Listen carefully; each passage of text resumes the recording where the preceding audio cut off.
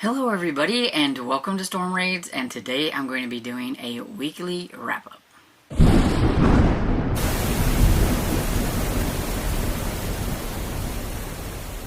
Okay, so my November is not going quite exactly how I had planned, but then we all know that I plan things out and then I rarely go by what I plan.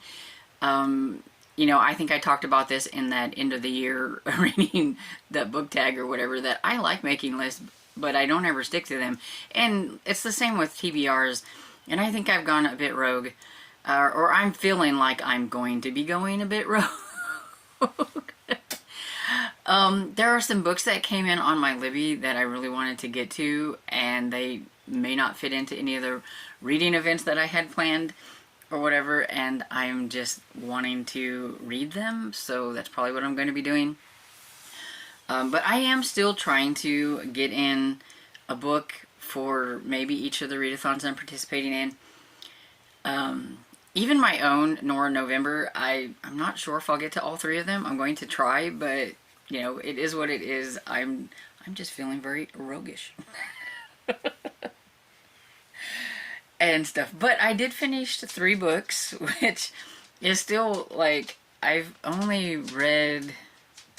Okay, so I've read 5 books this month, which, it being the 17th, I usually have probably at least read about 12, so yeah, that's kind of how things are going, so... But I'm okay with that. It's fine, slowing down a little bit. It's getting towards the end of the year, so that's fine. I've got plans for next year in my head as well, and trying to work on things like that. And TikTok is a dangerous place, and now I feel like all I do is scroll. It's very toxic and drama-filled over there. Is BookTube just different? Because, man, those people are vicious over there. That's all I'm going to say, but they're vicious. But anyway, and I think maybe it's just because you can scroll and you can see different people, and maybe I have my little bubble of BookTube that I like watch the most of that aren't so drama filled. I don't know, but whew. Anyway, so moving on. So I did finish 3 books, and so I'm going to start with Skandar and the Skeleton Curse by A.S. Stedman. This is the 4th book in the Skandar series, and I do believe there's supposed to be 5 books in this series, and I'm really glad that there's only going to be 5 books in this series, because I do think if there was going to be a lot more, I would probably end with this one and not care. To me, it was a little too long, and this is just me, but I don't want relationships or relationship drama in my middle grade books. I don't even care if they are 12 or 13 or whatever it is. It doesn't need to be there in the middle grade. You're going to have middle graders reading these books, and I just don't think that needs to be in there. And if I had a middle grader, I wouldn't want them reading this kind of thing. I don't care what kind of relationship it is. I just don't like it. And there was some kissing scenes in here, and that just gives me the icks. And no, it doesn't need to be in middle grade. And so I was just kind of had that going on where I'm just like, I could do without. And there was a little angst and everything too. And I'm like, let's save the teenage angst for teenage books and not middle grade and everything. And so I was a little over that. And then I just felt like it was too long, and we were rehashing a lot of stuff that's already happened. Like, I didn't really feel like this one was moving the plot along all that well, and I think that's my problem with fantasy books. I will say it. If y'all remember, I DNF'd the Keeper of the Lost City series because I felt like all I was getting was the same stuff in a different book, and I didn't feel like it was really progressing, and I ended up DNFing halfway through book 4 of that series, and that series is like a 10-book series, I think, and I didn't bother me at all to DNF that. I have no qualms. I don't care what happened and everything, and this one is getting to that. So I think I'm okay to finish out the series, because I think there's only going to be one more next year. If there was going to be more, I may cut my losses now, but I am kind of curious to see how it's going to end. And since there's only one, I think I can muddle through and finish it out, because I am curious. There was the betrayal. There was some other things that happened. I can't really say a whole lot about it, you know, but it is about unicorn riders, and of course there's that forbidden magic that the one has and everything that's going to save everything and all that kind of good stuff. You know, it's a basic fantasy type book series, and so yeah. But I give this one 3.5 stars, which is the lowest I've ever given one of these books. And yeah, a lot of it is due to that relationship stuff. I just wasn't in for it. So the next book I have is Speculation and Sin by Jennifer Ashley. This is the 7th book in the Below Stairs series. It's one of my favorite historical mystery series, and I am glad to say that it is still one of my favorite historical mystery series. And that the author hasn't done me dirty in this one. There's nothing in here that makes me upset or anything, so I'm really glad about that. I love the characters. Kat Holloway is one of my favorites. She is a cook for an aristocratic family, and there's Daniel, who is kind of like the love interest, and it's been a very slow burn type of romance, and I'm okay with that. And I would rather it be slow burn than for there be some kind of weird twist that messes things up. I'm looking at you, Deanna Rayborn, with Veronica Speedwell series. And so, yeah, so I really like it. And I like a lot of the other characters. Daniel has a teenage son, I think, or I think he's a teenage, like older teen. And he's quite fun, and there's a lot of the other characters I really enjoy. And I could give away something, like, if you've never read any of the books, and so I'm going to say that, like, right now, that there could be kind of like a mild spoiler, but I don't think it's like anything that's going to be like, you know, oh my gosh, or anything like that. But in talking about this series, at number 7, and talking about like this book in general, it could be mild. I don't know. You can let me know if I just like ruined everything for you. But in this one, it has Kat's friend, I think her name was Joanne or Joanna or whatever, but she's been raising Kat's daughter, and so she's got a lot invested in this one because Joanna's husband gets arrested for murder and embezzling, I think it was, and some things at the firm that he's at, but he didn't do anything, and Kat knows that, you know, he would never do the things that they're saying, so she's trying to help, because if he goes to jail, then Joanna won't be able to take care of her daughter because she's got her kids' mouths to feed, and Sam was the, you know, one bringing in all the money, and so she wouldn't be able to take on this extra mouth and stuff, so it's got her worried about things. So, you know, not only does she believe that Sam is innocent and wants to help her friend, you know, there's that other level of worry about what to do, because she's not allowed to have the kid where she works, and so that's why she's being raised somewhere else and everything. So, you know, it's the basic time period things and stuff like that. And so that's the mystery and everything, and I must say that I didn't quite figure this one out. I didn't go there with the people that were involved, and so I was mildly surprised at, you know, the whodunit and everything. But yeah, I really enjoyed it. I give it like 4 stars. It is, like I said, one of my favorite series. I love Kat and Daniel. They're like probably 2 of my favorite characters. And then the last book that I read was Mr. Lemonchellos Fantabulous Finale by Chris Grabenstein, and it's a little bittersweet because it's the end of a series, And see, this is one that, this is number 6, and I could have continued on with it because I really like Mr. Lemoncello and the kids in this series, and the kids are just kids, and I don't have to worry about anything bad.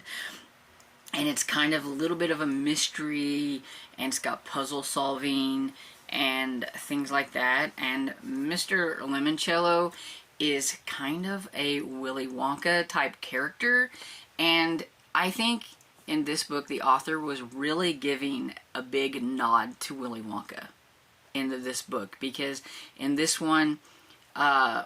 Lemoncello is deciding who is going to take over his empire when he dies. He's nowhere near dying yet, but he wants to pick out a 13-year-old because he was 13 when he started all of this. And so he wants to pick out a 13-year-old to inherit his empire. That way they know what they're going to be doing. They can go to school, go to college, do all that stuff, and learn how to take care of the empire and things like that. And so he's having a contest, and you had to have a titanium ticket to get in. Now, some of the original series kids already had titanium tickets because of things that has happened in the past. They were just secured a titanium ticket. Not everybody decided to go for it, though, and that was the thing. They've all earned like scholarships and things like that, so they don't need this. And so if it's not something they wanted to do, they didn't have to do it and everything. But Kyle Keeley, he's the one that you knew was going to go for this prize or whatever, because he is the game guy and everything. But Sierra, like, she loves books, she loves reading books, and there comes a time in the book where she has a choice on what she wants to do, which I thought was cool. Some of the other ones, they knew they were wanting to do something different, and they already had scholarships and they could do whatever they wanted, and so they didn't join up. But then you have some new characters come in because they want this empire. They think they can, do, and they love gaming and libraries and things like that. And so you had they had to figure out some puzzles and things like that. And along the way, each of them gets like a package, and in this package is a book, and this book, it also says, don't share this with anybody else, type of thing. And so I kind of had a feeling I knew where that was going to go, but it just really really felt a little bit like Willy Wonka and the Chocolate Factory, with the golden tickets and the titanium tickets, and then being told not to do these certain things. And during it people got eliminated because of something they might have done and things like that. So it was very reminiscent to me of Willy Wonka, and I really liked that he gave like this big nod to that. I thought, maybe it's just me, but that's how I took this one, and I really liked it, and I gave it 5 stars. It was really good. I really love this series, and I think if you like middle grade books, you like mysteries, and you like puzzle solving and things, because even in the books, it'll give you the puzzles to try to solve. They're called rebus, I believe, and everything, and it's where they have like pictures with letters and things like that, and you have to put them all together to figure out what they are. There's a lot of those kind of puzzles in the books that you can actually try to figure out on your own too and things. So I thought that was pretty cool and everything. But yeah, I really liked listening to this one on audio. I really liked Kirby Hayborn is the narrator. He's one of my favorite middle grade narrators. And so yeah, it was a lot of fun being able to listen to this one, even though I had it as an e-arc. But it counts as a NetGalley November book because I did have an e-arc of it and everything. So that's one NetGalley book down. Speculations in Sin counts as a historical read, so that's a good one for Historathon. And I think Skandar, never mind, it was for something. Meg Reads, she has her Everbloom Academy readathon that we did in September, and in November we have a makeup session. So if you didn't get to everything in September, we have like a 2-week makeup session But if you did finish all that, you could go ahead and read a couple of books and earn a hall pass for the next readathon that'll happen next year. So that's what I'm trying for right now, is I'm trying for a hall pass. So this was something that popped in because I forgot that she was doing this in November until it popped up on her, it either popped up, I think I seen it first on her channel, on her YouTube channel, which you should go check it out, Meg Reads, it's really cool.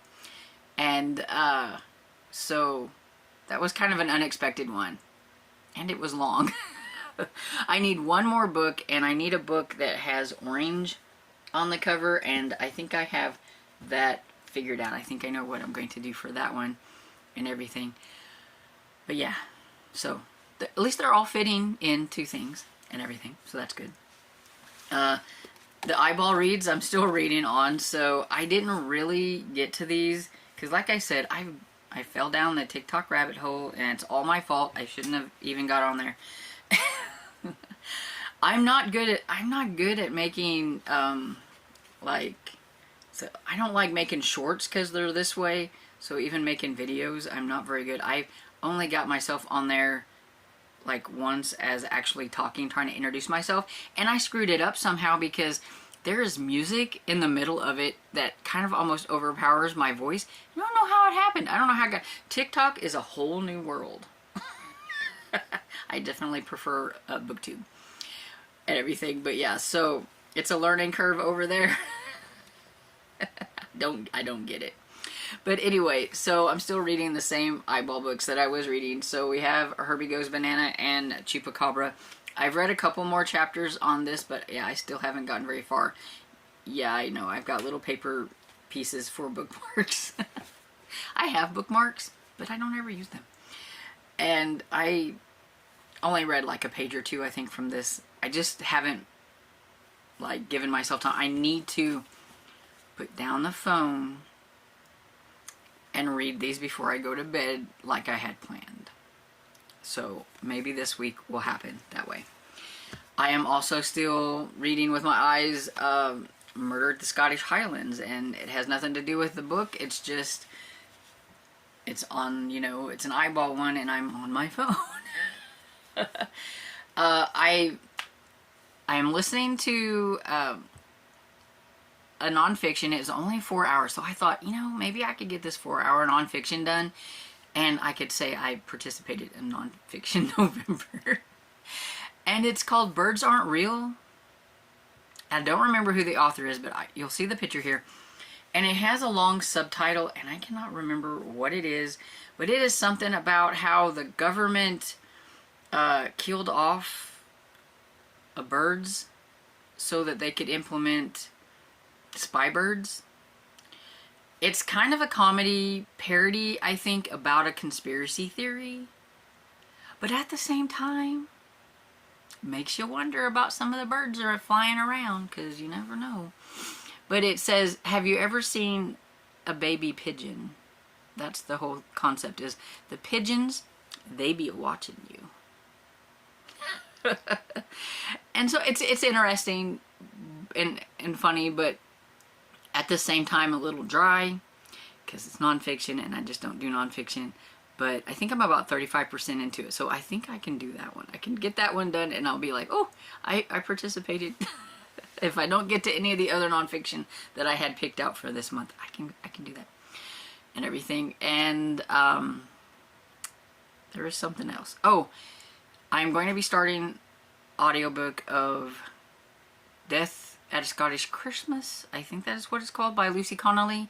I do have the e-arc of that one, but I haven't got to it, but it is out now, and I scored the audiobook for that one and everything, so we'll do that. And currently I think that's everything that I'm working on or reading, I think. But you know me.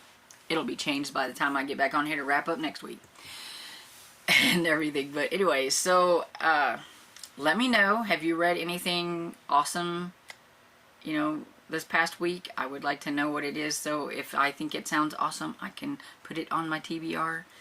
And let me know if you've read any of the books that I am reading and what you thought of them, just no spoilers. I hope you enjoyed this video, and if you did, please give it a thumbs up and subscribe, and I'll see you all in the next video. Bye!